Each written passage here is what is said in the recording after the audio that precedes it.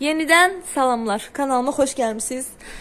Bu videodan əvvəlki videonun sabahsı gündən çəkiliş edirəm. Qəribə çıxdı cümləm. Nəysə qızlar, burada qısa sizlərlə söhbətləşib keçirik videomuza. Nəysə, əgər bundan əvvəlki videonu izləmişsinizsə, mən onu dünən çəkmişdim və orada sonda göstərdiyim şeylər bunlar. Buğdam hazırdır, təmizlənib yumuşam, qoruyub onu qovuracağıq. Bugün doyuğa pişirəcək, qatıq gəldi. Prosto su məsələsinə görə mən tez su işlərini həll elədim. Yulasılar və s. var idi. Onları tez həll elədim. Paltarları yudum, axırıncı postu. Hələ evə heç əl vurmamışam. Dedim ki, bunları eləyəndə ev batacaq. Ondan sonra eləyərəm. Toz soranlayaram, eləyərəm.